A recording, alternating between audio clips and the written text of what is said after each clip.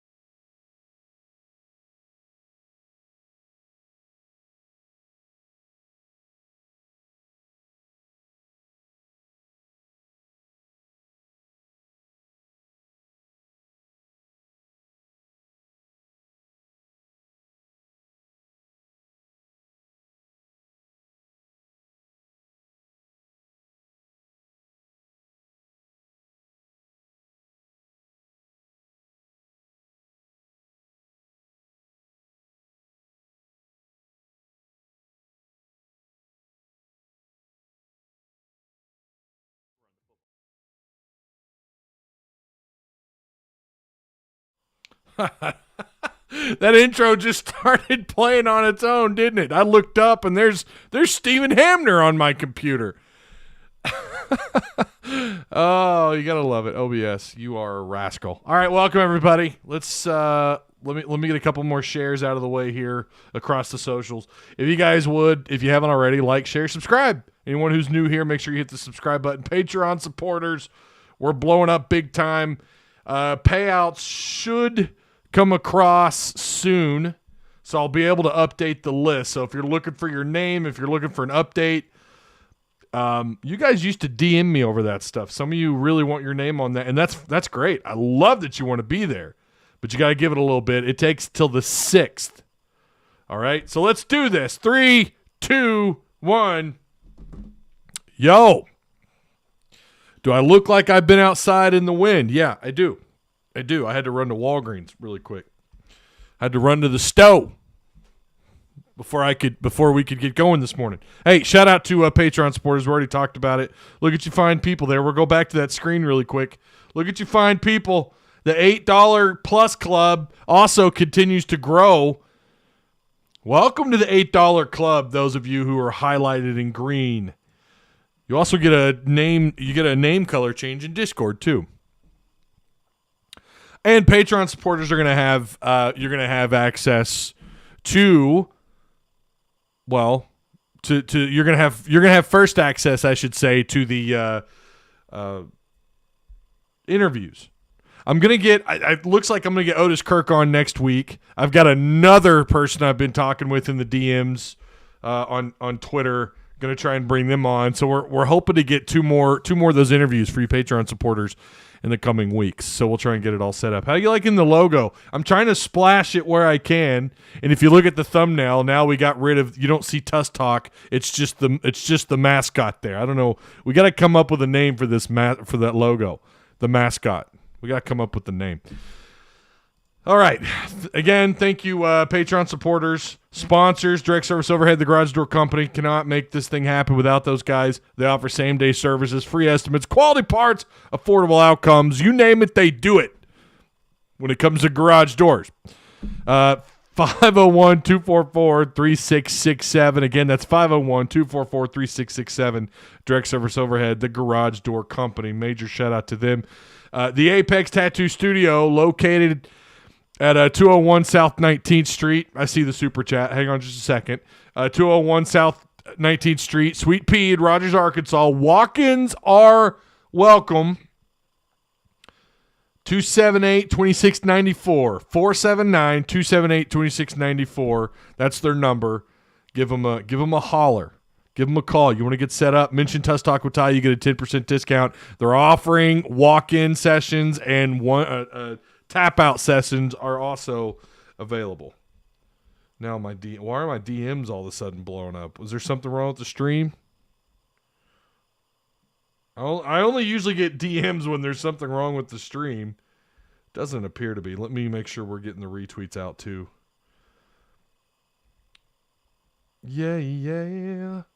I love that new logo, you guys. Shout out to Ish Ordonez, my boy, who helped me alter that logo a little bit. Hope you guys dig it.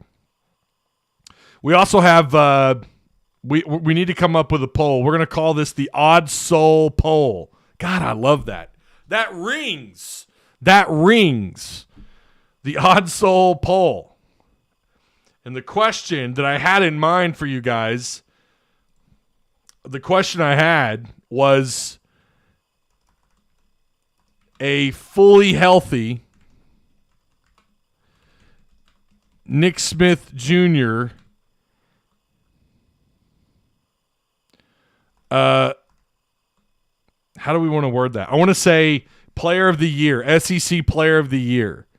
Would he be in that conversation?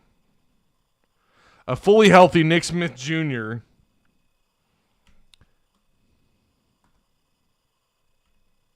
would be, here we go, I don't know why I'm capitalizing the W, would be in the conversation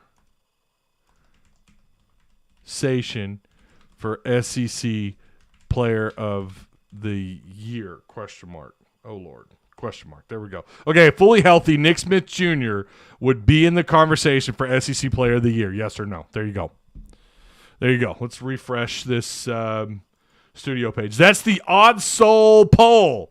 Brought to you by The Odd Soul, located on Emma Street, craft bar, pizzeria, fabulous pies. They have all sorts of stuff on tap, local IPAs. Support your local businesses. And, of course, if you want to watch the game tomorrow, there's not a better place to watch it than at The Odd Soul. So why don't you go by, tell them Ty sent you. Say, hey, Ty, that old boy Ty sent me. All right. We have a number of things to discuss. First off, let's get started. Oh, I got to read that super chat. Hold on, my bad. New logo is fire. Go Hogs. Thank you, Aaron. I appreciate that. Remember, like, share, subscribe for anyone who's just hopping in. Do what Scott says or else. First show while at home on retirement. Hey, I wish I could put that on blast, Scott, but I can't. Thank you for your service, everybody. Give I don't know, a W in the chat for winning for Scott Painter, sir. Thank you so much for your service, man. We appreciate you, my guy. Hit the like button. What's going on, Austin? How you doing? No doubt, but as co-player of the year with Miller, if that's a thing. Right now, 88% of you say yes, 12% of you say no. Okay. That's fair. I think, me personally, I think you would. I think you absolutely would. let's get started off on the very first part of this. And we haven't discussed this. I haven't seen this brought up in Discord a whole lot, and I haven't seen it brought up anywhere else because, well, they're just now getting things going, but that's the NFL Combine. Pro Hogs are involved. We have some Pro Hogs here. Drew Sanders, by the way, people were asking about him. He did not participate in testing. He went in on drills only. I think he has a sore calf or sore something sore. Drew Sanders, something sore with Drew Sanders. So he's a little dinged up. He did not participate in drills, he did not participate in testing. You've got quarterbacks, wide receivers, and tight ends. They're going to go on March 4th. So that's Matt Landers and Jaden Hazelwood. You still got Dalton Wagner and Ricky Stromberg that are in the mix at the NFL Combine. Some people seem to think that Stromberg's gonna get his opportunity. He's gonna make he's gonna maybe turn some heads at this combine. If anybody to me was gonna have a strong combine, it would be the guy that showed out in high school, who was a 5-star, and that's Jaden Hazelwood. If there's anyone who has the most upside, now Ricky Stromberg, listen, he's already projected. I mean, I've seen him anywhere from 3rd to 2nd round as a top 3, top 4 center in the draft. And centers, you're starting to see, obviously Ragnow went, but Ragnow's kind of a multi-interior guy, right? He can kind of do both, center or guard. I don't know if I think Stromberg did play a little bit of guard in high school, but snapped the ball primarily, if I recall his recruiting. That seems like so long ago, but Ricky Stromberg has a lot of upside. Dalton Wagner, who, by the way, graded out at tackle as one of the highest rated players according to Pro Football Focus. I think we had his number, and I didn't post it yet on the public page for Discord, but I think he graded out like the number 1 SEC right tackle or something. I mean, it was something crazy. So maybe he can go to this thing, and I feel like Wagner could probably prove some people wrong, maybe, about him not being a draft pick, and here's his opportunity. But it sounds to me like he like his film might be what gets him in, right? If he gets drafted at all. Stromberg expected to be drafted. Matt Landers is another guy that's going to need to rely on, I think, the combine. Matt Landers is not a 5-star talent. I mean, he was a 3-star out of high school when he was recruited by Georgia and committed to Georgia.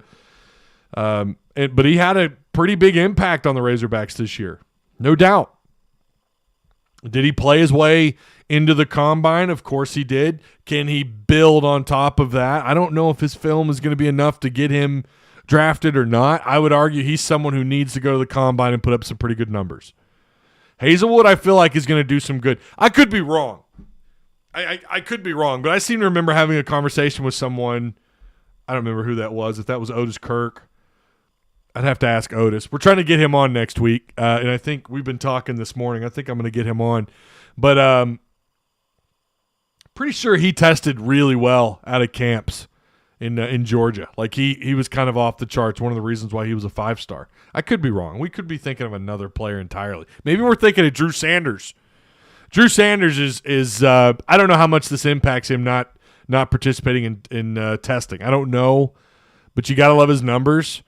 Does he take a hit? Possibly. I mean, most people have him right outside the first or in like the bottom end of the first round. So we'll have to wait and see. Drew Sanders, of all these players, probably the guy that's going to be drafted the highest. There's a good conversation to be had if maybe Ricky Stromberg doesn't pass him up, but I don't think so. I just too many people like Drew Sanders at the tail end of the first round. So last year you had Traylon Burks, Monteric Brown, Myron Cunningham, and Ridgeway along with Trey Williams invited. Of that bunch, Burks, Brown, and Ridgeway were drafted last April. Of course, we know Burks would go to the Titans in the first round. Brown went to Jacksonville, and had a little bit of an impact in their preseason, in their during their camp. And Ridgeway, of course, what did he get in like a bar fight or something? I don't know. He was at Washington, or no, it was Washington first. Then he wound up in Dallas. Is that right, or was it the other way around? I don't remember. I do not remember his. I just remember the Ridgeway Slam. That's what I recall about Ridgeway's season. That is still one of the craziest things I've seen, and no one really talked about it. He picked that running back up and threw him to the ground. Like, who does that? Like, I don't feel like that's something you see very often, and I need to watch it again. Because I watched it over and over when I first saw it on Twitter, and I was like, "What the hell?" And at first, when I saw the clip, I didn't realize it was Ridgeway. Someone just posted it, and they're like, "Oh, this dude got body slammed." And I watched the video, and it's just this big dude body slamming this NFL running back, and I'm like, "What the hell? Who is that?" And that's Ridgeway. That was insane. Hey, make sure you guys give the like button a Ridgeway slam, a Ridgeway body slam. So Burks, Brown, and Ridgeway got drafted. Can Arkansas get more than 3 guys drafted? I'm telling you something. It's usually a pretty good mark of a team when they're getting 5, 6 guys drafted a year. Arkansas, last year was a really good team, and they only had 3 players drafted. So it's not always true. It's not always indicative of, well, look how great they are, right? This year, you're probably going to be lucky to have 3 guys drafted. Maybe I could see 4. I think obviously Drew Sanders, Stromberg, unless he slips, and there's always that possibility, right? Jaden Hazelwood, and we'll have to wait and see about Dalton Wagner, and I just don't see Landers getting drafted. Again, unless he just goes to the combine and just, I don't know, has a great combine. You just never know about these things. Was it Dallas first? Okay, it was Dallas and then Washington. All right. Oh man, keep an eye on Landers in the NFL. See him doing big things. I don't know. I just don't see it. I thought he was a good role guy in this offense. I was shocked. I mean, when someone like that. He went to Georgia. Georgia did recruit him after all, and that's not like. That was right in the middle of them really turning things on, and Kirby Smart, getting things kind of turned around at Georgia. That was right in the middle of that. And Georgia always recruits well. He did go to Georgia. Anytime you have a player that's recruited and offered, gets an official committable offer the way that Landers did, then he goes to the next school and he's kind of trending down a little bit in his career. Then he comes back to Arkansas and he has a really good year. He really did. I don't know. I was never really that impressed with Landers. He could find ways to get open, Maybe I'm wrong, man. Maybe he'll go and just be a badass. You never know. You get these guys in the right system. Who would have thought? I always thought Cam Curl was slept on. I thought he should have been drafted higher, and look at what he's done at Washington. No, I don't think anyone thought he would turn out the way he did. And he's been incredible, and good for him. His dad's awesome, by the way, Greg Curl. Interviewed him a few years ago. Really, really good guy. I like Greg a lot. But anyways, yeah, so you just never know about guys. I definitely thought he was undervalued. I didn't think that Curl would go on and be as big as he's been. And you could say the same thing about Dre Greenlaw, right? I think we all kind of felt like Trey Flowers would have a pretty good NFL career. And, of course, he got paid by Detroit. He had a really good year when they won the Super Bowl with the Patriots, and then goes to Detroit, and I think he's been a little bit injury prone. We got a big Razorback football recruiting update. This is a huge weekend. I don't have the entire list in front of me, but it is a lot of players. They are expecting David Stone, 2024 5-star defensive lineman. This guy just kind of does it all. He's expected March 31st. Now, this weekend, they're getting defensive back. I think is KJ Bolden a unanimous 5-star? I know he is on ESPN. But KJ Bolden, 6 foot, 6'1", roughly, 190-pound. He plays safety out of Buford, Georgia. He is rated as the number 1 safety according to ESPN, number 3 overall prospect in the nation. So he's expected. There are a bunch of kids. There's another young man who Otis Kirk and I were actually talking about just this morning. 2024 unranked at the moment linebacker Brian Huff out of Jonesboro, Arkansas. Listen, this kid is I think he's right at about 6'4", 220, 222, something like that. Everyone that I've had a conversation with about in-state players, they talk about Brian Huff. This kid is underrated, and we talked about this. This list is going to grow. This 2024 list, you're going to start to see the names get added on.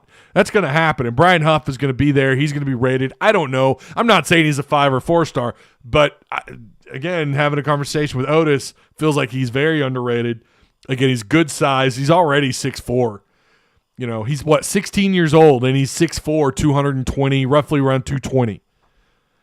He's a big kid. He's racking up offers. He's got an offer from LSU, Kansas State, Mississippi State, and I think OU just offered him. So yeah, he's going to be on campus. A lot of big time prospects. Again, there's a whole list. Otis Kirk has an article kind of talking about some of them. I'll leave you guys a link if you want to read, if you haven't read this yet. But shout out, of course, to Otis Kirk. There it is. If you guys want the link, if you want to go check that out later. Yeah, remember, you guys, make sure you like, share, subscribe. Take a look at the poll. Right now, a vast majority of you say yes, KJ would absolutely be in the conversation for SEC Player of the Year. 93% of you. I would like to know why you feel like he wouldn't. We all know why you would, right? I love hearing from the other side of this debate, and it looks like just one person. Maybe they accidentally clicked no. I'm always open. I'm open for discussion. If you guys want to tell me why you don't think he would, maybe you want to go back to, hey, look, man, he's had a couple of rough outings. Look what happened against Tennessee. He got completely shut down. Look at when he came back. He got 17 minutes, a little bit of production, and then the next game he didn't play a whole lot. There's something going on, Ty. I don't think he would be in that conversation. Maybe I just made your argument for you. So, we went through it early, and Landers had no more eligibility. Yeah. KJ has 2 more years with COVID year if he wants it. So obviously someone's asking about eligibility in the chat. Yeah. Appreciate the retweets, by the way, on Twitter. Austin and John Hawes. Thank you, fellas. Thank you, boys. I see you. Scott, he tags me on Facebook. Scott, I don't know if he's in here, but he tags me on Facebook. I do appreciate that. Thank you guys for sharing. Sharing is caring. So, yeah, big weekend. Big weekend. There's a whole laundry list of players coming in this weekend. I keep forgetting that March is a month where you can have these visits. You get 5 visits. I think that's right. It's 5 official visits. You can have as many unofficials as you want. You know, obviously you got to fit the bill if that's the case. You got to pay. You got to pay. All right. You know I'm here for you on the share. I appreciate you, Austin. What do we have next? We have what else is on the docket here? We have Taurean Carter. I want to get to that after basketball. This is a big one. Taurean Carter confirmed to be back. We're gonna get to, well, maybe we should go to Taurean Carter and then we close it out with basketball, Arkansas and Kentucky. Let's go Taurean Carter. Taurean Carter's back. He said so on Twitter. And that link, that whole page got closed out because of course it did. But Taurean Carter announced on Twitter he is indeed back. This is a big deal for the Arkansas on the defensive line. I'm going to pull this up here if I could find his. Where's your tweet? There it is. At King CVR TER. Today is one of the best days of my life. I am cleared. Thankful for the man above and my friends and family. President Carter has returned. Let's work. President Carter's like 98 years old. I'm just playing. God bless him. Isn't he out still like trying to help build homes and stuff? Did you guys see that video of him a couple years ago? Man, I hope I can do stuff like that if I ever. I don't think I won't make it to my 90s, but that's incredible. Shout out to President Carter. But King Carter is back. This is a big one. And it's big because of the questions you have on the interior defensive line, right? Eric Gregory, Cam Ball, who I think we all feel pretty good about with Cam. I'm really waiting on him to just blow up. I think that's going to be someone that's you're going to want to keep an eye on. I mean, he's got time left. He's got plenty of time to blow up. He's a youngin'. Taurean Carter, who was out of the conversation there for a little while. We all kind of suspected he would be back, but nothing's ever official, and you love seeing a young man go crazy about it on Twitter. It just kind of makes you feel good. Makes you feel good for that player, you know. And I do believe Taurean Carter was on a path. If you recall, last spring, up until the spring game, was having a really good camp. He's all you read about. He's all that anyone was talking about. I talked to a couple of people who watched him, really impressed. Coaches were bragging on him. Really felt like he was on a path to maybe being a guy that we'd be talking about right now for the NFL draft, someone that we could be talking about for the combine, you know, and talking about his numbers coming up. And Taurean Carter, we'll see what he's like when he comes back. You never know. I mean, that was a season-ending injury that he had. So now you're going to put him back into that mix, along with, I already mentioned Eric Gregory, Cam Ball, Nico Davier, Marcus Miller, who's kind of been, you know, he came in with Treylon Burks out of Warren, Arkansas, and he's kind of disappeared. And then you have Ian Jaffrard. Ian.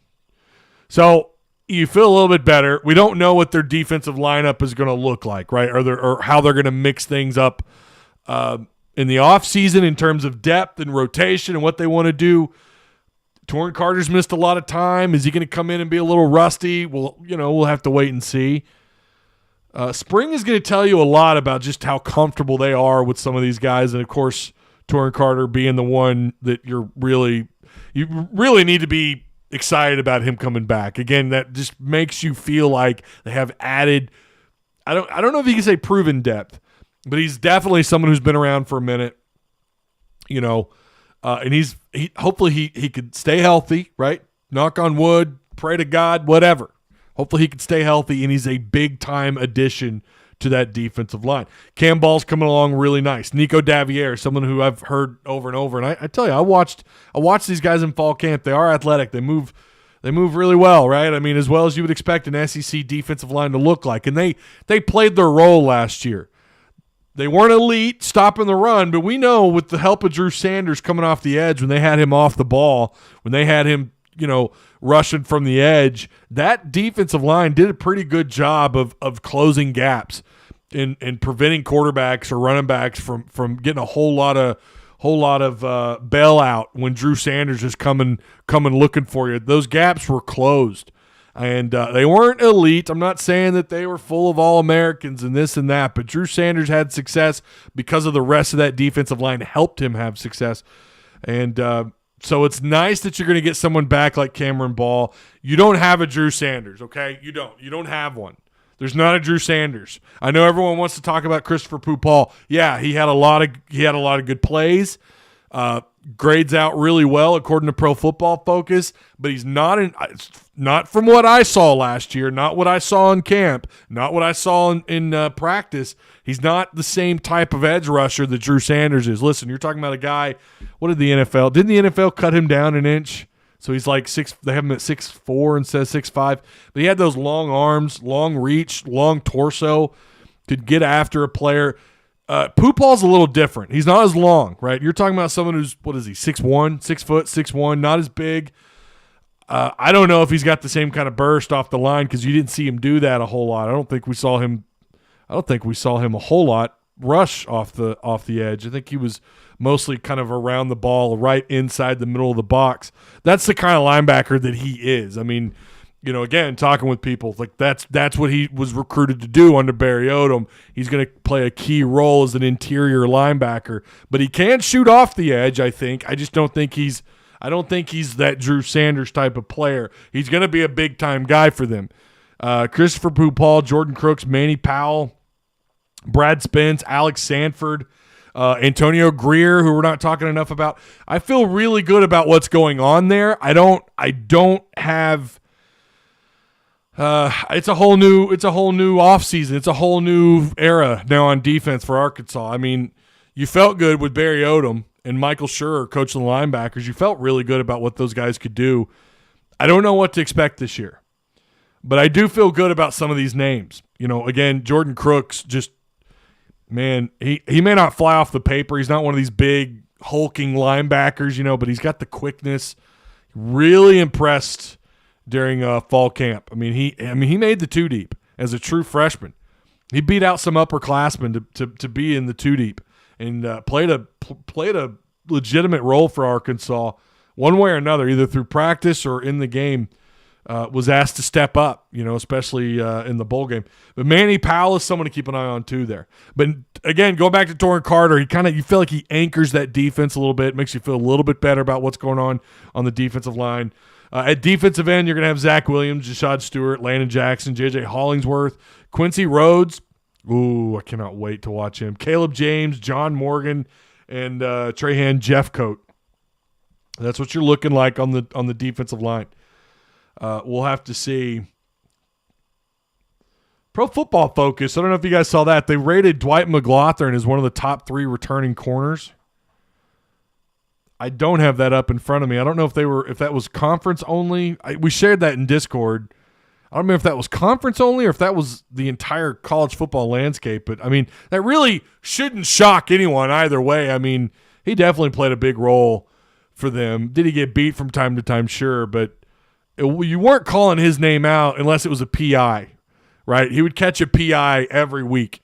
Like you just kind of expected Dwight McGlothern was going to get hit with a PI. So a lot of questions moving forward for spring camp. Of course, it's right around the corner. Quincy McAdoo, I suspect he lines up with the secondary, and I think they've already talked about that. He is expected to line up with the secondary.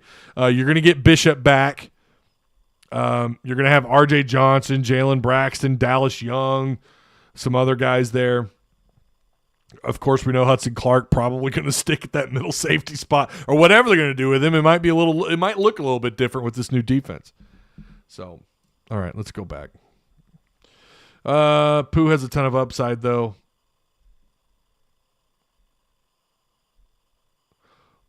Right. But I think, again, there's a difference. I mean, not all players are the same, right? Drew Sanders is just a different type. Stromberg to the Lions. Hey, he'd be in good company, wouldn't he? Got a couple of former Razorbacks on that roster. We know, or on that line of scrimmage, you're going to have Frank Ragnow. Yeah, you guys are talking about his potential. Again, I'm not talking about, yes, Pooh Paul's potential's high, bros. I get you, bros. I got you. I'm just saying he's a different type. He's not he's not a chase down quarterback kind of guy coming off the edge. He's I mean, he can chase a quarterback down, clearly. It's just a little bit different. He's going to have a different look. I don't suspect that he's going to have, I'll say this. I don't know that I see the same sack production that Drew Sanders had. Maybe. Again, we don't know how aggressive they're going to be, calling blitzes and whatnot. We don't know how much aggressive they're going to be. I think they want to be aggressive. If they run more of a 4-man front, a traditional 2 defensive ends, 2 interior defensive linemen, a traditional like 4 front, maybe they run like a 4-2, like almost like a classic nickel kind of defense. He graded, if I remember right, he graded out pretty well as a pass cover guy too. Just a shade behind Drew Sanders. And I think that's one of the reasons, too, that people they like Drew. He could drop back in coverage. But he's probably going to be an off-the-ball edge rush guy. Him and Ball look scary. That's going to be kind of terrifying. Cam Ball and, I mean, you think about Cam Ball, Taurean Carter, Nico Davier, who's a guy who I've been really big on since he came out of high school. Fantastic player in high school, really athletic, moves really well for his size. It wouldn't shock me if Nico finds his way. I mean, I think he's going to end up being a 2-deep guy. Wouldn't shock me if he competes for some playing time, some legitimate playing time, not junk time, not blowout. Not that Arkansas did that a whole lot last year, but, I think he's going to be a rotator guy even more so this year. I think he could have a really, really exciting career at Arkansas, assuming he sticks with Arkansas. He should, if all goes according to plan, Cam Ball, Taurean Carter, Nico Devier, you're going to feel really good about those 3. If all goes according to plan, if they have that kind of, that progression, right, that natural progression, and they take big leaps forward, talking about Nico mostly, that could be a really scary interior defensive line. And it's going to take a lot of pressure off linebackers. You know, Barry Odom's system, the way they kind of called play, it really favored heavy production from the linebackers, right? When you can run that forefront, you can be effective. You know, you're not always having to rely on your linebackers getting consistent pressure. You didn't get a lot of consistent pressure. Well, you did from one guy, but typically in non-conference play now he's in Colorado. But you didn't have a lot of pressure from your defensive line, primarily because you ran mostly a 3 front. You know, with Drew Sanders coming off the edge if he didn't have his hand in the dirt. So yeah, I'm pretty excited about what's going on there. The concern is, do they have the depth needed to move forward, right? Do they have the depth needed if one of these guys, again, God forbid, knock on wood, all that stuff, if one of these guys go down, how detrimental is it how big of an impact does that have? Are you going to be able to close that gap with the next guy up? You've not really had that on the defensive line in a number of years. Some would argue, if you talk to some of the old heads, they'll tell you never. Like, it's been since maybe Houston Nutt, you know. Maybe you had a couple of years there where you felt pretty good about the defensive line. But even then, like, what was the potential there, right? And that's kind of why we're still talking about them going into the portal and grabbing another interior guy. Because I think on the back end of that defensive line, I don't know what to expect in terms of just quality depth. You know, that's our hashtag here. Quality depth matters. Do they have it? Do they have it behind those 3 guys that we talk about? So again, it's just another reason why it's so important that Taurean Carter's back and has a wonderful spring camp. And, you know, more to look forward to. Really excited about him coming back, though. That's big time. Big time. I feel like our defense is going to be a lot better. Well, I mean, I would ask Austin, just to play devil's advocate, based on what? The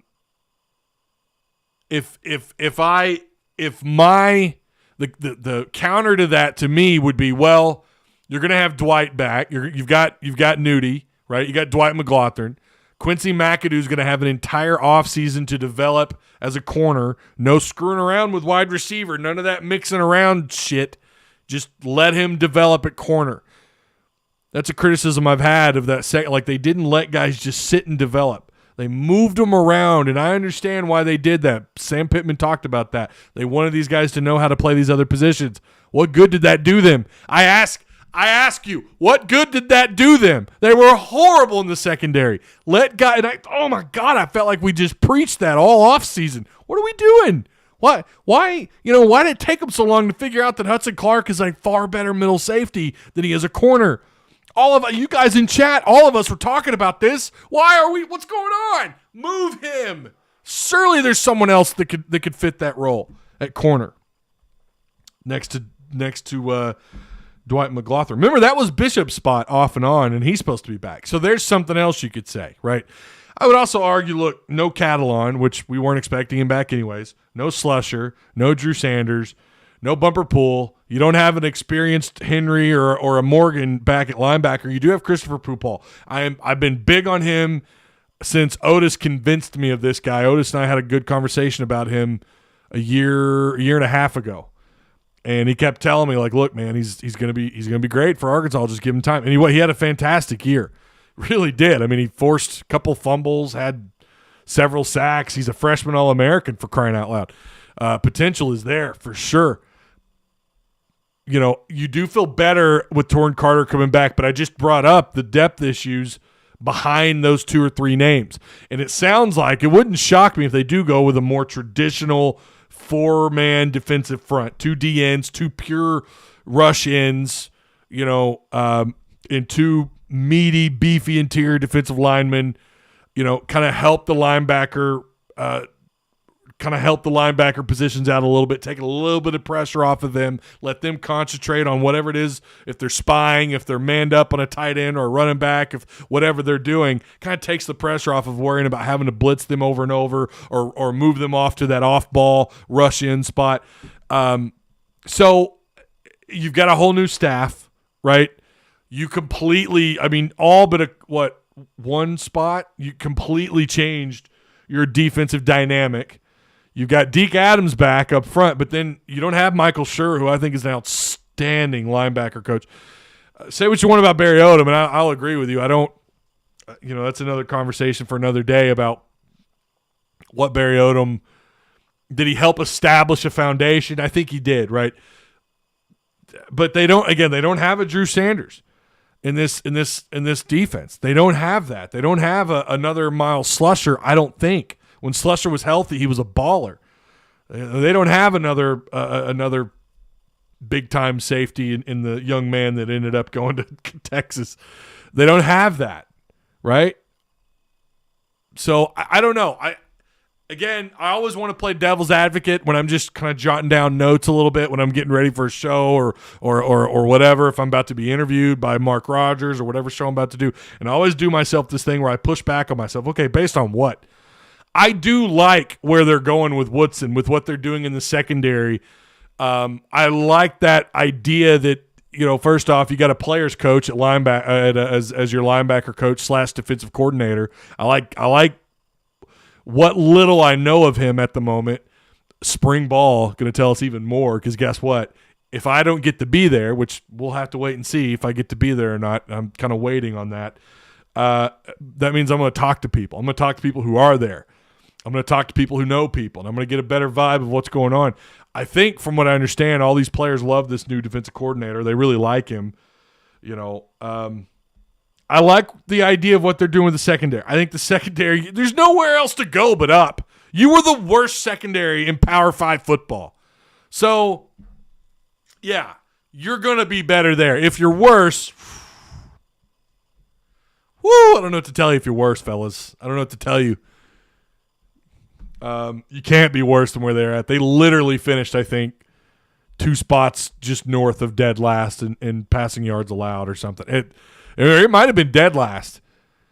It might have been dead last. It was bad. So, yeah, they're taking – Sam Pittman's addressing that, and that's what I like. So, from a defensive standpoint, I do agree. I think they should be at least improved in some areas. Are they better overall as a defense? Time will tell. A part of me says, yeah, they're going to be – they got Pooh Paul, right, who I'm a big fan of him. I know some of you probably think I might be – I'm not.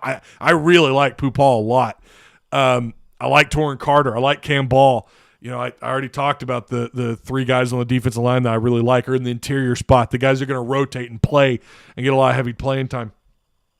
I just wonder if they really have the personnel and the quality depth where they need to take a significant step, because, guys, the defense was just not good. It was like you knew what was going to happen when the defense stepped on the field. They're either going to give up a big play or that drive is going to end in the opponent getting some points one way or another. It just was automatic. You knew what was coming. They were shit-tastic last year, and there's no other way to put it. The offense went stagnant inside the red zone. They're one of the worst red zone offenses.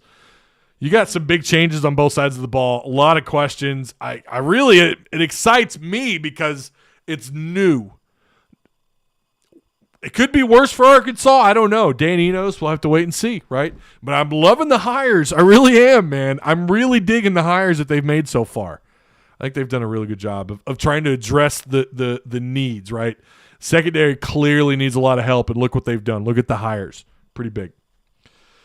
Lady Razorbacks lost 93-66. Tried telling someone yesterday in Discord. Someone said if the Ladybacks beat South Carolina,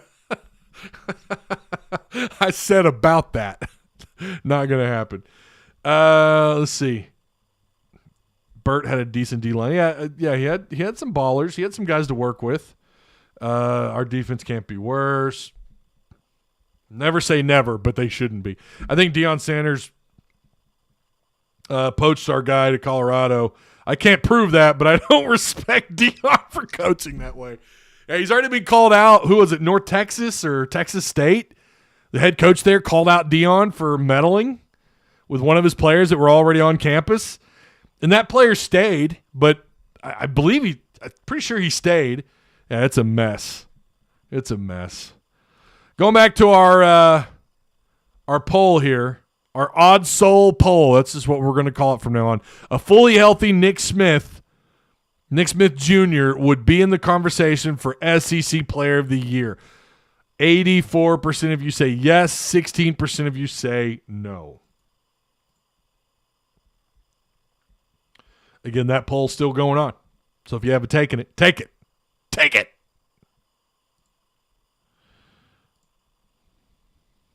I like the Woodson hire, but outside of that, I'm definitely not crazy about that Enos hire. Yeah, you're either for it or right. Like, there's not a whole lot of in the middle on Enos. It's like you either love the hire or you hate it.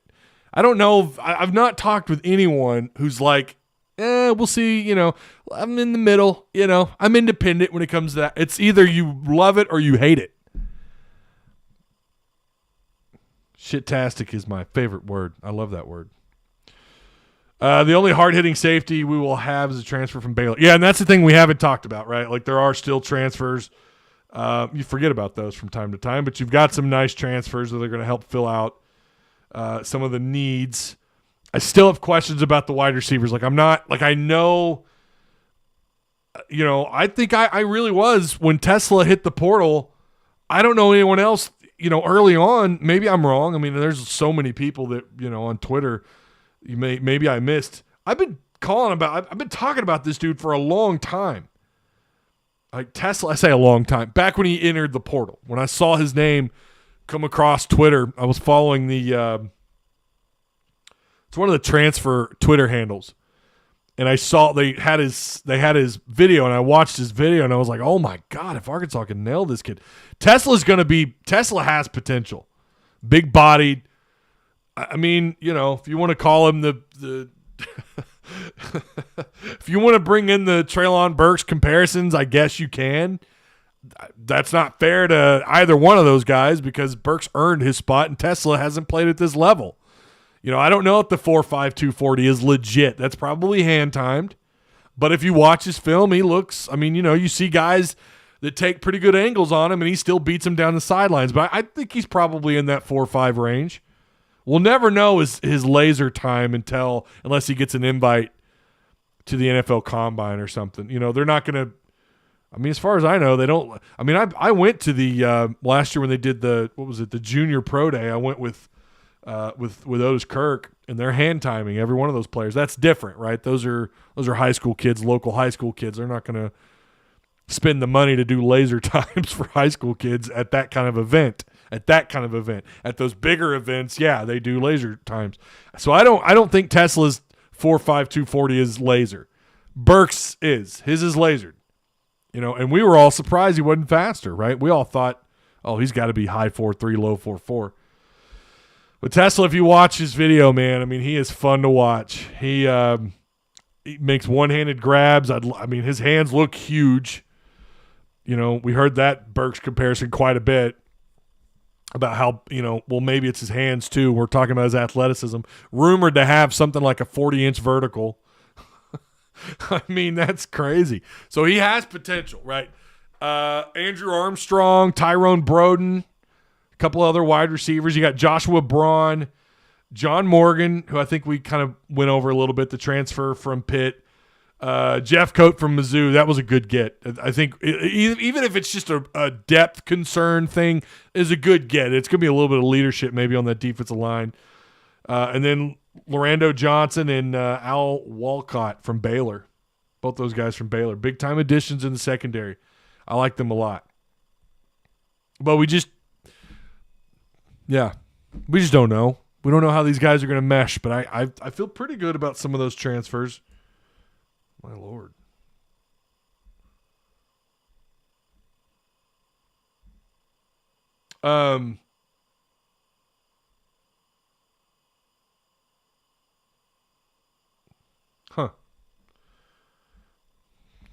Interesting text. Anyways, Joshua Braun, Florida guy. I think he's going to come in and maybe make a splash. And so we kind of already went over all these, but Jacoby Criswell, God, you got to feel better about what's going on at quarterback too, right? I mean, Criswell you feel like he gives you that stability behind KJ, where you didn't have that last year. I mean, we just, Sam said himself, he's night and day better as a passer. We just didn't see it, and that's impossible for Sam to know when the lights come on and you're playing SEC opponents. That's just completely different. Sam had no way of knowing that. And I don't think he said once, during the game, he's going to be way better. I don't think he ever said that, right? We can sit here and tell you, this guy was great in practice. This guy was great during spring and fall camp. He tore it up in the weight room over the summer. But that doesn't mean anything. You got to do it when the lights turn on. And maybe Criswell's that guy. We don't know that about Criswell, right? We don't know that about some of these other guys. Again, the Baylor transfers I do like a lot. Antonio Greer, kid out of South Florida that committed to Arkansas and then apparently committed to another school and then decommitted from that school and then apparently recommitted to Arkansas without ever decommitting from Arkansas and then got on campus. That was a little nuts, but yeah, that was a good grab. That was a good upperclassman kind of grab for Arkansas. So maybe some of that senior leadership or some older leadership. Hud still has corner tendencies of going for the knees. Enos is adaptable to his roster that we don't know. Enos is so adaptable to his roster that we don't know what the O will look like. Yeah, he's gonna the type of offense is probably, listen, you're gonna see some pistol formation. Stephen Hamner from QB Spotlight and I talked about that when I had him on. That interview, by the way, is available. The interview that tried playing on its own apparently earlier when I went live at the beginning of the show. But from that conversation, we kind of talked about it, and we've kind of talked about it too off camera. We've discussed, what the offense is going to look like. I fully expect some pistol offense.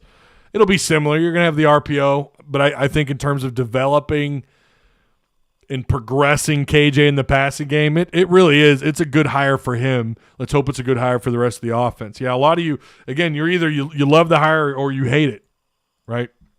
You either love it or you hate it. I don't know where I'm at on it. To be honest with you, again, I'll say this. I feel like year one, it's a pretty solid hire. For year one, you feel like, all right, I think I know what we're going to get because of his time here before. But this isn't a guy that you hired that's on an upward trajectory, right? The way Kendall was. Kendall was on this kind of upwards trajectory. You got him from Florida State. A little bit of a difference there between Florida State and Maryland. Not that Maryland was terrible, right? But that's not that kind of jump that I would have expected from someone who previously was at Alabama and Miami to then wind up at Maryland. All right, what else we got here? Scrolling. We talked about Taurean Carter. We got Arkansas and Kentucky. Arkansas and Kentucky. Right now, looking at the seeding, according to Mr. Joe Lenardi, Alabama's the 1 seed, Tennessee's the 2, A&M at 7, Kentucky at 7. Up until Vandy, I don't know. Missouri at 8. They're so excited, you guys. Missouri is so excited. Oh, my God, we're an 8 seed. Arkansas's disappointed at being at an 8 or 9 seed. Right now, Lenardi has them at a 9. Auburn, part of the last 4 byes, and then Mississippi State, part of the last 4 in. So, yeah. Is this game against Kentucky an opportunity to swap the 9 and 7 seed? I don't know. Maybe. I think if anything, depending on what Missouri does this weekend, I feel like, if anything, at best, if you beat Kentucky, you might move up to the 7. Maybe it is a swap. Or you just, both of you end up pushing Missouri back to the 9. Wouldn't that be funny? If that's where they end up going. Again, these are just projections, right? They're not official. But It could be, and it's a pretty big game. It's a big game when you talk about seeding. It's a big game because I think if you win this, was this 4 straight wins against Kentucky? Is that what this is? 4 straight for Muss, or is it 3? A sweep. Listen, anytime you have the opportunity to sweep Kentucky, you're all about it, right?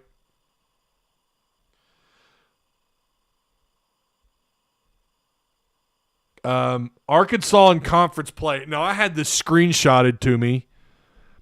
I don't know how accurate this is, but apparently in conference play right now, Pinion in conference play, and you got to keep in mind minutes played and shots taken, but Pinion's 43.5% outside shooting. Devo's at almost 41% at 40.5. Nick Smith Jr. at 36, Anthony Black at 27, Council at almost 26%, Walsh at 24. As a team in conference play, Arkansas shooting 32%. That's not bad. It's not great. It's not like a number you're going to write home to mom about, like, oh my God, Mom, I shot 32%. Or our team shot 32% in conference play. Now you'd like to be north of like 35, right? Depending on amount of shots taken. They don't shoot a lot out there. We know Arkansas, I don't even know how many times they've shot 20-plus times outside in the perimeter. I don't know. But as a team, shooting out in the perimeter, shooting the three ball 32 is not an atrocious number. You know, they're a really high field goal scoring percentage, or a 2-point shooting team. That's where they make their money. You know, they're better around the post, I think, on both ends of the floor most of the year until Tennessee. And maybe Mississippi State. But most of the year, Arkansas played really well around the post on defense. That's where they're going to get their points. But if you force Arkansas to shoot the ball, and even though the mid-range shot has been money for a couple of these guys, and there for a while it seemed like that was their only shot outside of, you know, shooting around or getting the putbacks or making shots around right in front of the iron, or dunking the ball, living above the rim, which is kind of their way of playing. That's when they can really get going, when they start dunking the ball. Usually when Arkansas starts, when they get a handful of dunks in a single half, that's when you know things are going right. Right? I mean, that's when you know things are going right. When you're able to get, I'm not talking about 1 or 2 open looks. I'm talking about when you see like a handful, 3, 4, 5 dunks in a single, like in about a 6-minute span of time, that's when things are going right, because that means you're playing really well around the iron. You're playing really well around the post. That's what Arkansas is designed to be. They're not really a team. If you could force them to sit back and have to settle for even uncontested 15-footers, I mean, they've struggled. I mean, look at Tennessee. It felt like they didn't make a single one of those. You know, they were their most productive when they were right around the iron. Now, they did shoot the 3-ball okay, right? Am I crazy on that? I felt like they shot pretty well. Why does that game feel like it was 2 weeks ago? I'm living in another timeline or something. But Arkansas shot, it was 36%. That's right. 8 of 22. Listen, for a team that doesn't shoot the 3-ball much and is not effective, that's not bad. But the downside was what? They shot overall 18 of 49 from the floor. They shot 36%. On the road, you're damn sure not going to win with numbers like that. And then, of course, 13 of 22 at the charity stripe. Not a very good look either. Very low bench production as well. Well, I say very low, just not great bench production. Council, of course, had 11. I think he ended up with, where is it? Was it 17 off the bench? 7 rebounds, no steals, 2 blocks. Mikal, of course, had 2 blocks. I didn't realize Mikal only played 11. For some reason, I thought Mikal got about almost 15, 20 minutes, but he ended up with 11. Kamani got 12 minutes. Didn't do anything but foul. I mean, he had 3 rebounds and 1 offensive rebound, but still, like, he got 2 pretty quick fouls there. It's just what he does. I feel like Muss just puts him in to be like, all right, go piss those guys off. Go get inside their heads. We just starting the live? No. We're at an hour. We're at an hour, my friend. 32% is kind of average. It's for Arkansas. It's good because they've been below average overall on the year. I think they shoot. I want to say it's like 30%. I don't know what it is actually, but it's not great. 32% is average. It's not great, but for Arkansas, it's good. Ty, did you watch the post game with Council? Mike Irwin thought, and I did too, the Council dissed Muss, said coaches needed to bring some positive energy and will flow down to players. I heard about it. I did not. I need to watch it.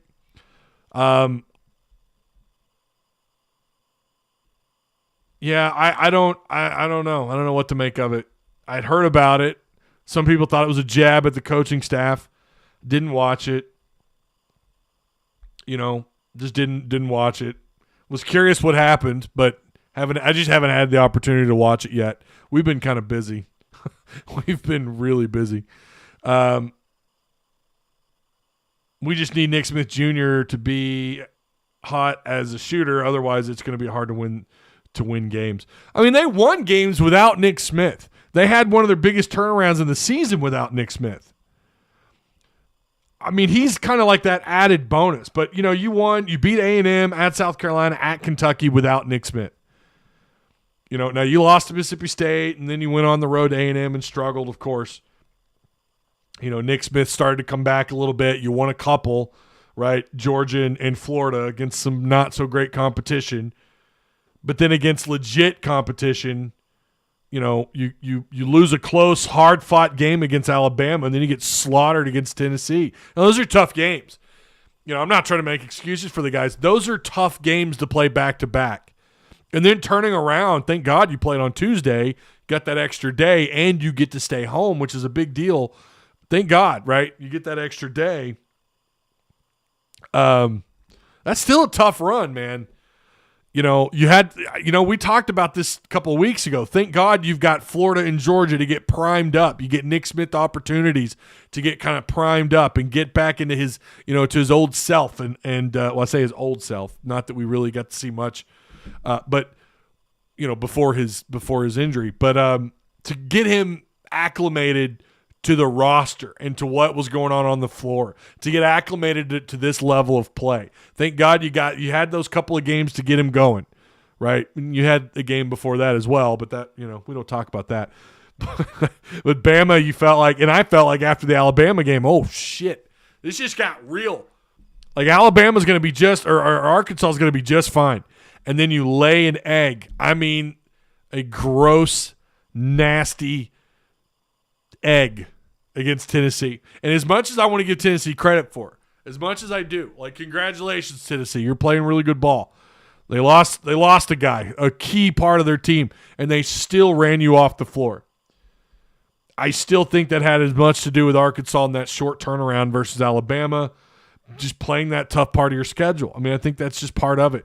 I do think, even if they'd played Florida the game before or Georgia, they probably still lose, right? They probably still get smoked. Tennessee was just feeling it. And maybe they kind of rallied around Ziegler and what was going on, and maybe that was part of it. The crowd was in it. I told you guys, too, that's a tough place to win at. Arkansas does not have good history inside playing at Tennessee. They just don't have good history there. I don't remember Nolan's history, but I don't seem to recall it ever being good when Arkansas had to play those guys on the road. Maybe you'll get a rematch against them on a neutral floor, quote-unquote neutral floor. Maybe you'll get an opportunity.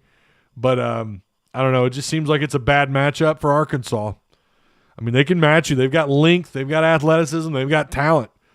They just sometimes just have your number, and they're the better product on the floor. Arkansas's got a lot to prove against Kentucky. Now, Kentucky has some concerns. Kentucky has some concerns. Where did it go? Where's my list? They're going to be possibly without Cason Wallace, their point guard. He may be out. And if he doesn't play, they're not going to win another game. Kentucky won't win another game. He is huge to what they do. I was reading their Twitter, and their fans are freaking out. Like, if we don't have Cason.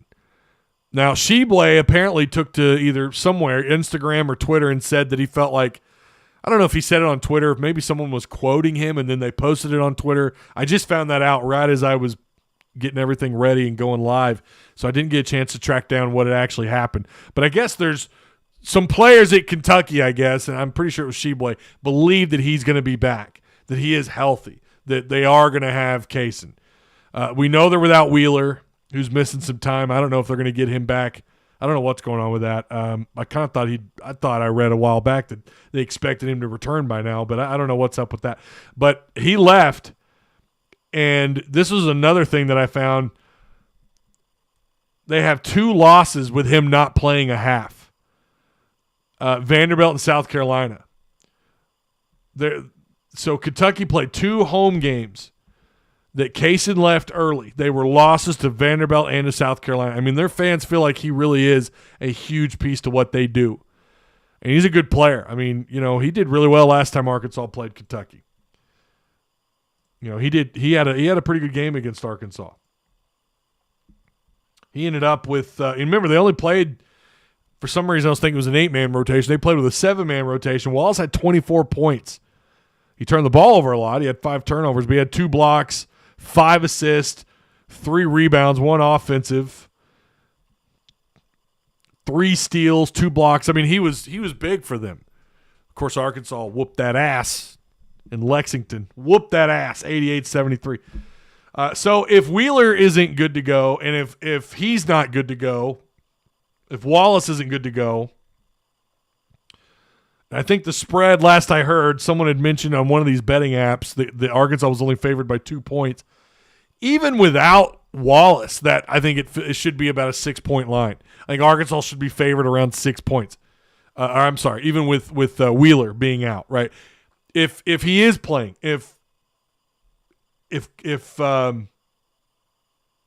Wallace is playing, I still feel like Arkansas should be favored. He's a big piece to what they do.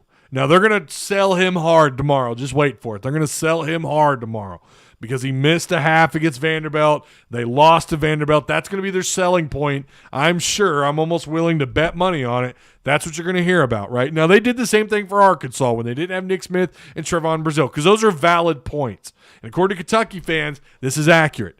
With the last time Arkansas played these guys, 4 of your starting 5 ended up in double digits. Ricky Council had 20 points, 4 assists, 3 rebounds. Anthony Black had 19 points. He turned the ball over 6 times. Ooh, man, he plays like a freshman. He really does need time to develop, but he's going to go pro, and I don't blame him. But I feel like he's going to be G League for a little bit. Maybe he'll get called up year 1 and then sent back down. I don't know, but boy, Black makes a lot of freshman mistakes. He's got a lot of growing up to do in the offseason. He's grown up before our eyes in terms of his attitude on the floor. I don't see him flapping his gums too much. Not that I have a huge problem with that, by the way. But, yeah, in that game he did have 5 assists, so he was -1 in the assist-to-turnover ratio. But again, he had 4 rebounds, 5 assists, 5 steals, 19 points. Mikal Mitchell went off for 15 points. He had 5 blocks. Arkansas had 7 blocks in that game to Kentucky's 3. And believe it or not, it wasn't Sheboy who led them in blocks. It was Wallace who had 2 blocks. Sheboy ended up with 1 block, 1 turnover. Wallace had 24 points. Again, he was their leading scorer. They got 18 points from their bench between Collins and Reeves. Wheeler did not play in this game. That was, Kentucky fans were talking about that on Twitter, how big of a loss that was. And based on what I've seen, I think it was a pretty good loss for them. But Wallace would be huge. So, with both those guys playing, I think Arkansas should still be favored in this game, probably by 4 to 8 points. So, I'll say my official pick is I do like Arkansas to win this game. And I think, again, even with Wallace on the floor, they should win this game. Now, Kentucky was doing really well up until the Vandy game. And, again, I think that had a lot to do with Wallace not playing. They lost that game 68-66. But what they did before that was win 4 straight games, a couple of which were pretty good, pretty high-quality games. At Mississippi State, that's not an easy place to win at. And they went in there and they won 71-68. They beat Tennessee at home by 12, 66-54 at Florida, which could be a tricky place to play at. It can, even as bad as they are.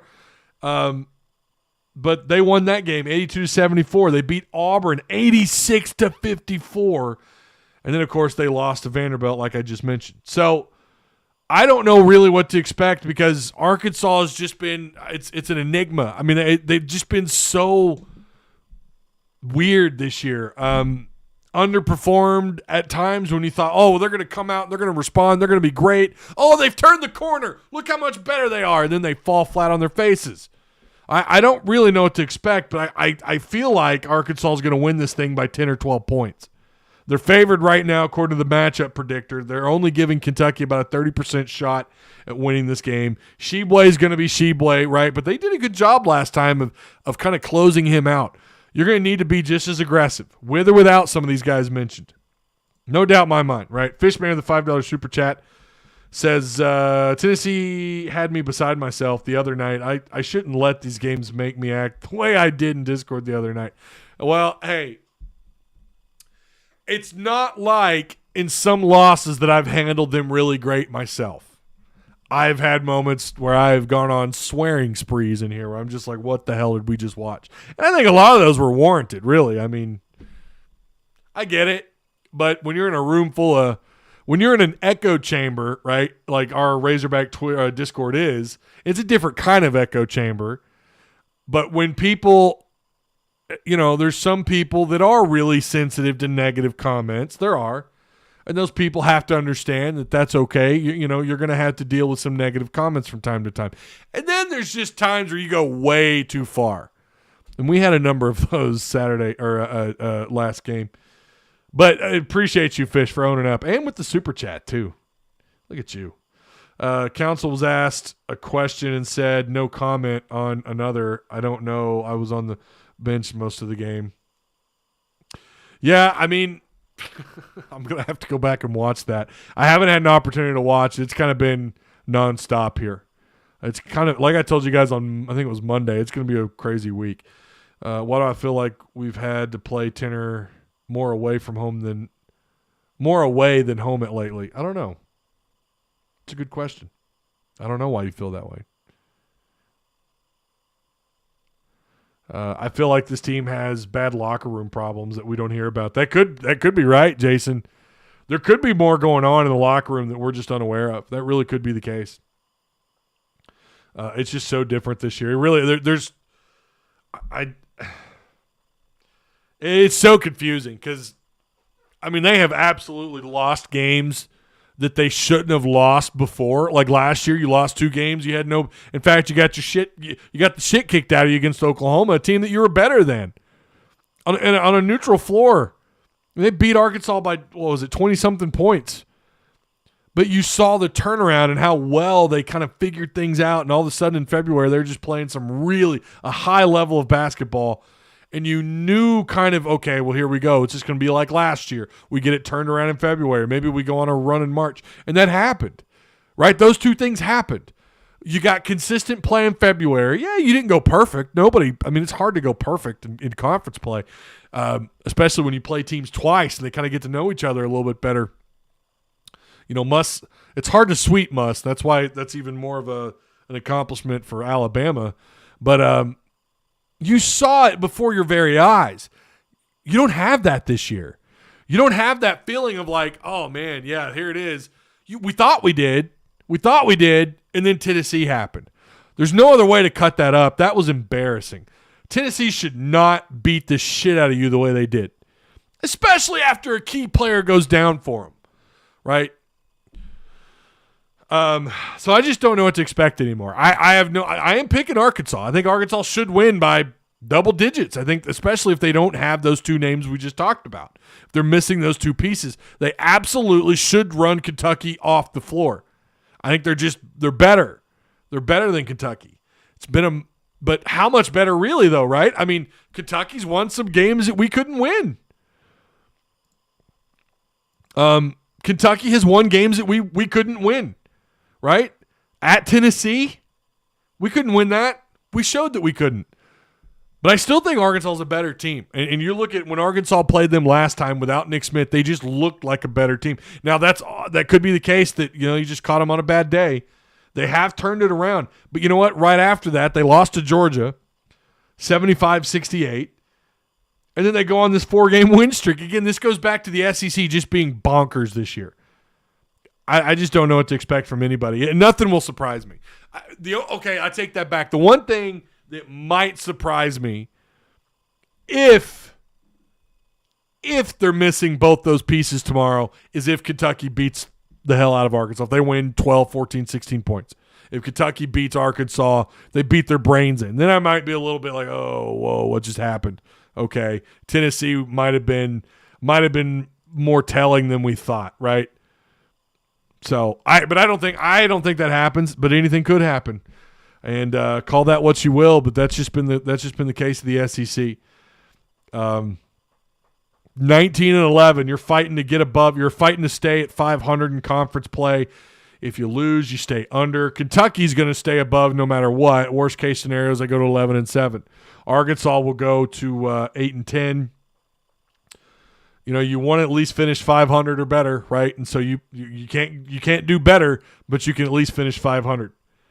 Yeah, you can't play like you did against Tennessee. You just can't do it. And I think everyone knows that. Like, yeah, no kidding. You just can't do that again. They are really good at well, no, hold on, wrong team. Kentucky, let me pull that up. Kentucky this year, 38th in rebounds per game. Now that's not bad when you're top 40 in any given category at this point. That's not bad. 120th in points per game. They're scoring about 75 points. 15.5 assists per game. That's actually really good. I'm surprised that's not higher. They're ranked 49th, but 15 and almost 16 assists a game. That's only 49th in the country at 16 assists per game.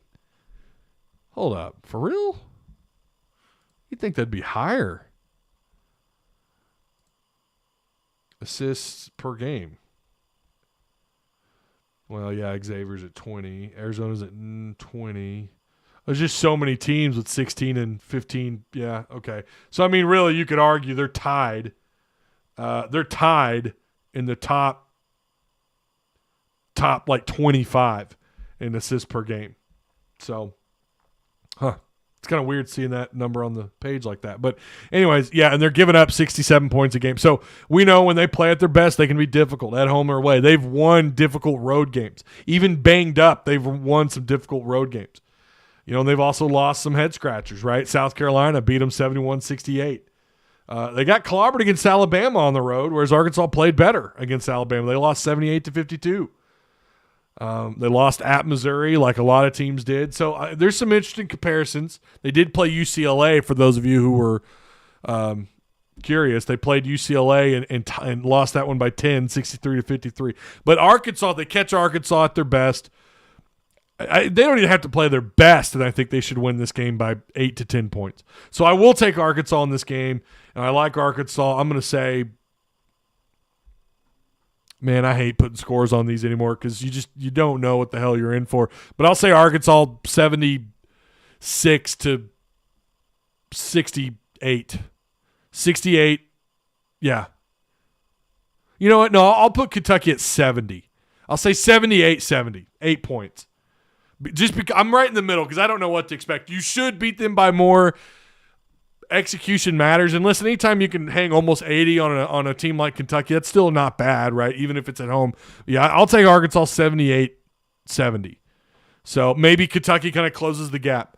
You know, maybe Arkansas gets a good size lead in those final few minutes, and they don't have to worry about, you know, a collapse in the final 3 or 4 minutes like we've seen time and time again. But Kentucky's able to kind of shrink the gap. So maybe Arkansas gets out to a good lead, and then the final three and a half or so minutes, Kentucky kind of shrinks that lead down. But I feel like Arkansas, they have it in them, and it's their last game. It's a whiteout, by the way, if anybody's going into whiteout.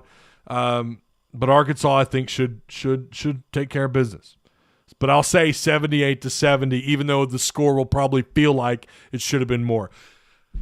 You know, but we'll just have to wait and see what actually happens. And that's what sucks, is this team is so unpredictable. This league is so wildly unpredictable this year, outside of Alabama. That's about the only constant thing this year.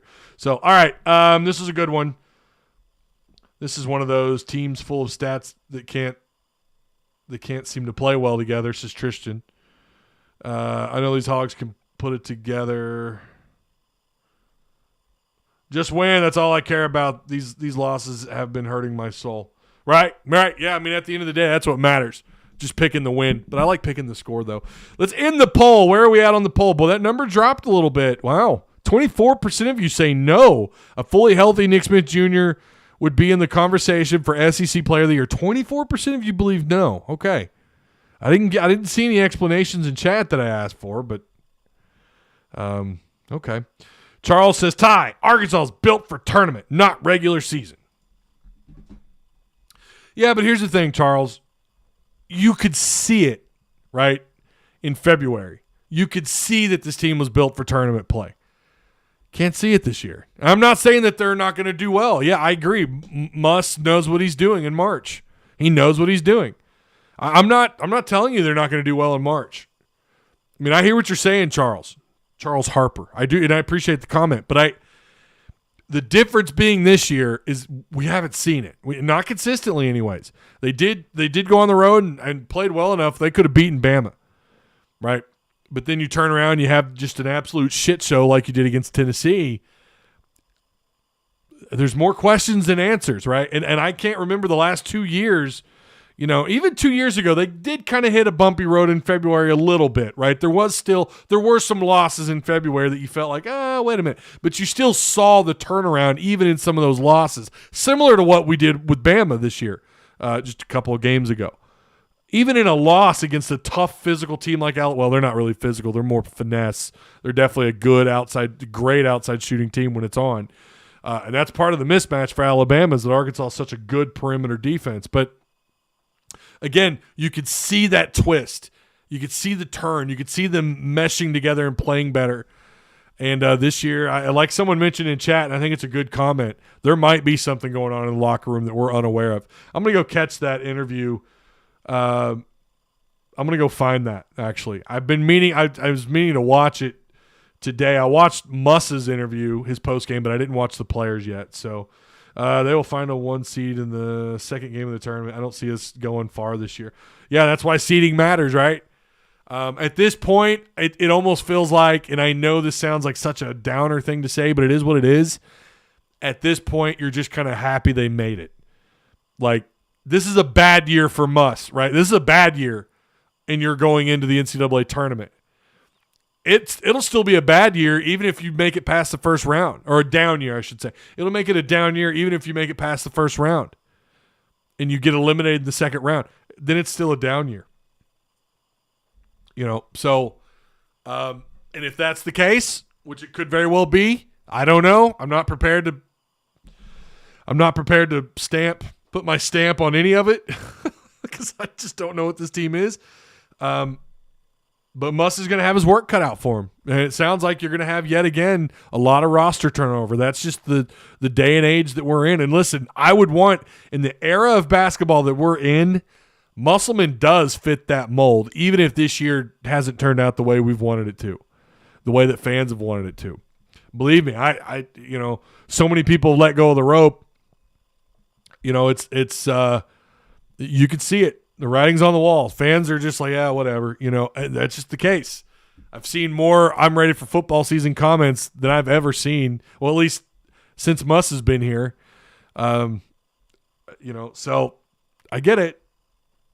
We'll just have to wait and see. But Muss is going to have his work cut out for him, and that's the era that we're in. And there's no one that I would want more than an Eric Musselman in this era of being able to transfer and being eligible as soon as you hit the portal, you know, with NIL and all this stuff that's changed the game with the one-and-done game that we've been in for a little while.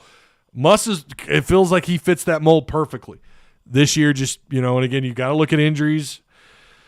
I mean, they can have such an impact on these teams, and you lost two big pieces for a long period of time. I think that is worth noting. But, there might be some off-the-floor stuff going on that we're unaware of. So, I really feel like Muss has a problem controlling egos. I don't know. I thought the job he did, who was it, Mason Jones? Mason kind of got a big head about him, and Muss kind of put him in his spot. I don't know that he does or not. Maybe he does. I don't know. Anthony Black, all of a sudden, I've noticed he doesn't chirp at benches, at opposing benches anymore. I don't see him, throwing his hands up and getting all super animated after every foul like he was. I think Muss has put some of that, has put some of that in. He's called it out maybe with his players behind the scenes. I think I don't know if it's an ego thing or if sometimes there's just egos that are too big to contain. I don't know. We've seen Ricky Council's name get mentioned when you talk about mock drafts. Now, I don't know that I buy him in the first round or not, but that is something I have seen. I've seen it mentioned. I've heard it mentioned that Council might play his way into the bottom end of the first round. So maybe Council is aware of that and he's wanting more time on the floor. I don't know. But I like where we are in the tourney right now. I like our placement, says Tristan. Yeah, I saw it. We talked about it a little bit earlier, Tristan. He's got Arkansas in the 8. Matched up. Who was it? Well, the last one I saw had Arkansas matched up with NC State, but that was like 4 days ago. Maybe not ego, but attitude. Yeah. All right. That is going to do it. We will be live for the post-game tomorrow. I think I'm going to make it a call-in show. I've had some of you ask me why I don't do more call-ins or why I didn't bring those back. I think I'm going to make tomorrow's a call-in show. I think I'm going to do that. I've kind of hesitated with basketball, with making those call-ins. I think it's on the table at the very least. I'll consider it. We might have a Discord live tonight. So for those of you that are in our Discord, XP Will of Destiny, you don't want to miss out if we do that tonight. So just keep your head on a swivel. We know Arkansas baseball plays, but that game might get rained out. I've not seen anywhere where it's rained out yet. The forecast up here, well, it says it's not supposed to rain actually the rest of the night, so maybe it won't. Okay. Forecast has changed. Last time I saw it showed it raining. So it's okay. So I guess we're going to play on. Good. I love Friday night baseball. So maybe we'll stream the game and we'll do something tonight in our Discord, but we're going to do something this weekend. If not tonight, then maybe Saturday night. But if anything changes, I'll try to keep you guys again up to date. We didn't talk a lot of baseball in this one, but again, Arkansas does play. They had to come from the Illinois State game was interesting. Wright State is who they've got today, and it's going on here in about an hour and a half. You've got Wright State. That is a 3-game series, the 3rd, 4th, and the 5th, and you've got Army, and then next weekend you've got Louisiana Tech, who's a little bit salty. There's you don't sleep on those baseball teams out of the state of Louisiana, I'll tell you that right now. So, all right. In the poll, we ended at 71% of you saying yes, that Nick Smith Jr. would be in the conversation for SEC Player of the Year had he played. A fully healthy Nick Smith Jr. All right. I will see you guys tomorrow night or tomorrow evening. And what time is that game tomorrow? Why am I brain farting on that? Is that a 1 p.m. tip-off? Hold up. Trying to end this thing, and I'm forgetting the time. I thought it was at 1 p.m. Yeah, 1 p.m. tip-off. So tomorrow late afternoon, I'll see you guys. All right? Okay.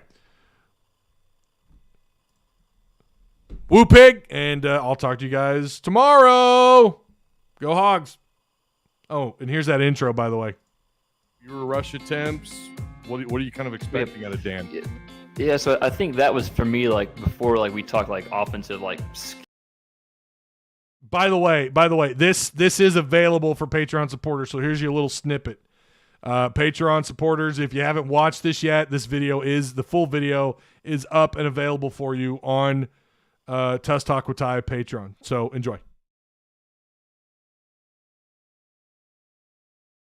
Team itself and actual like X's and O's.